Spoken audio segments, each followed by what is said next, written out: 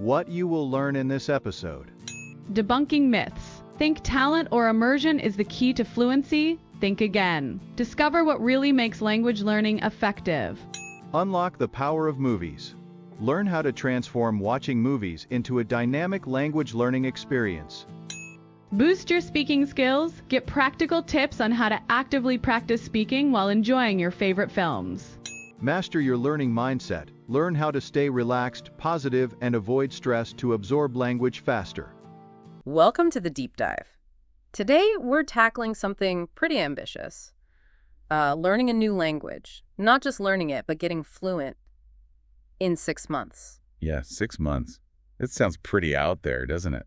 Especially when you think about, well, the usual story. Right. The common wisdom is it's this massive uphill battle. Takes years. Maybe you need a special talent. I mean, people talk about learning Chinese taking like a decade for Westerners. Easily. But, limits are often just perceptions, aren't they? Think about the 4-minute mile. Everyone knew it was impossible until it wasn't. Okay. So this is about breaking through a perceived barrier. And you mentioned someone actually did this. That's right. Our source material comes from someone who, back in '81, actually got fluent in Mandarin in 6 months.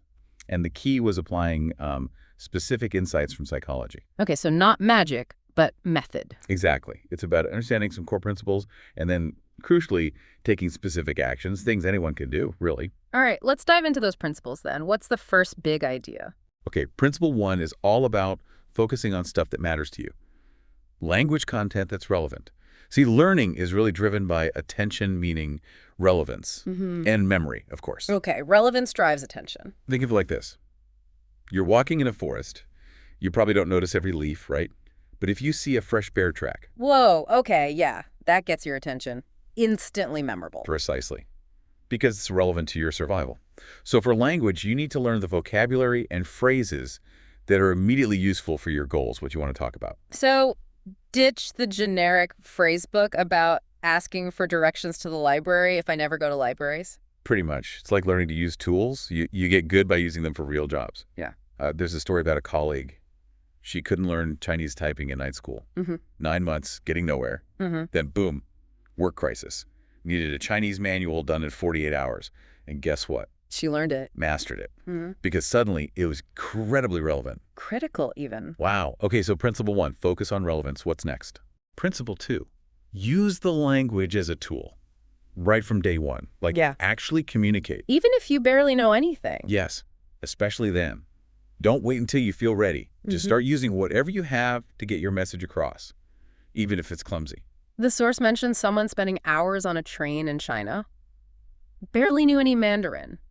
Just using gestures and basic words with a guard. Exactly. 8 hours. And the amazing thing was, weeks later, they realized they were starting to understand bits of conversations. Unconsciously. The brain just soaked it up through the effort of communicating.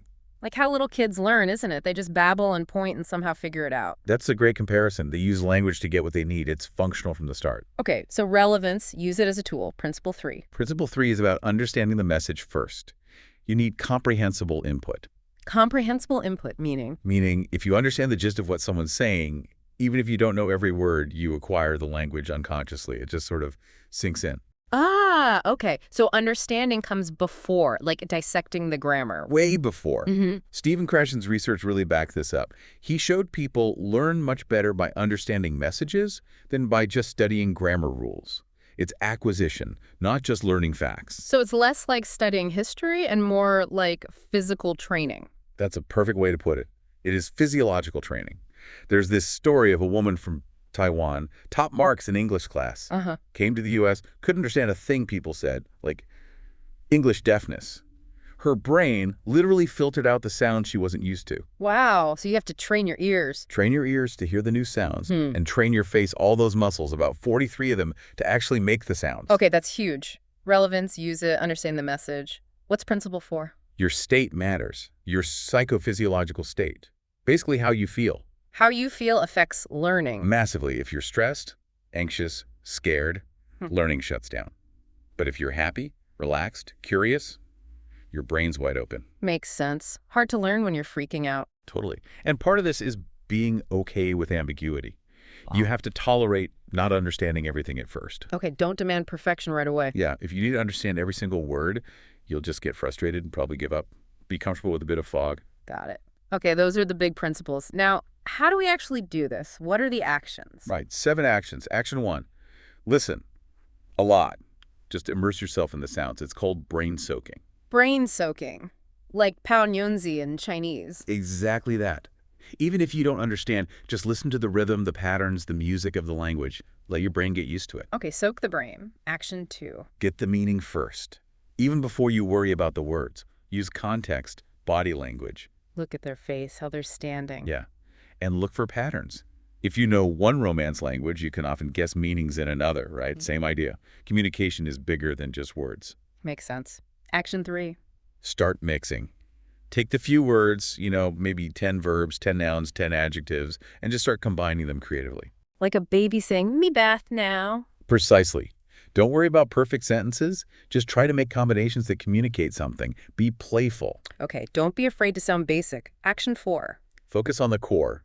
High-frequency words. In English, just 1,000 words cover like 85% of daily conversation. Really? Only 1,000? Yep, and 3,000 words get you to something like 98%. Yeah. So start there. Week 1, learn your toolbox phrases. How do you say, I don't understand, please repeat? The essentials to keep learning. Exactly. Then maybe week 2, simple pronouns, common verbs, nouns, adjectives. Then later, week 3 or 4, add the glue words, and, but, because to stick things together. Build it up strategically. Got it. Action 5. Get a language parent. A language parent. Not like my actual parents. Probably not. No, this is someone who's interested in you learning, who communicates simply, tries hard to understand your meaning, and crucially, doesn't correct your mistakes all the time. Someone supportive, focused on comprehension. Yes. 4 rules for them. Work hard to understand you. Never correct your mistakes directly. Give feedback by confirming what they understood. And use words they know you know. Spouses, apparently, often make terrible language parents. Good to know. Okay, action 6. Copy the face. Watch native speakers talk. See how their mouths move, their facial muscles work. You need to physically imitate that to get the sounds right. So observe closely. Watch videos, maybe. It's about the physical production of sound. And the last one, action 7. Direct connect. This is key. Try not to translate in your head all the time. Oh, that's hard. It is at first. But you want to link the new sounds directly to the images, the feelings, the concepts you already have. Think of it like you have a mental box for fire. Instead of going fire, war image of fire, you want a direct path. War image of fire. Same box, different path. Bypass the middleman. Create a direct mental link. You got it.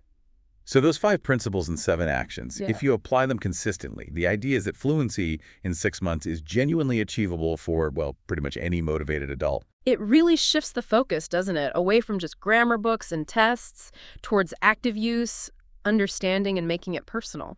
Absolutely. And the empowering thing is these are all things you, the learner, can control. It's not about waiting for the perfect teacher or the perfect app. It's about your actions and your mindset. It definitely gives you a lot to think about. So for you listening, which of these ideas, maybe the brain soaking or the language parent or direct connect, really jumps out at you? How might you start weaving that into how you learn languages or maybe even how you learn other things too?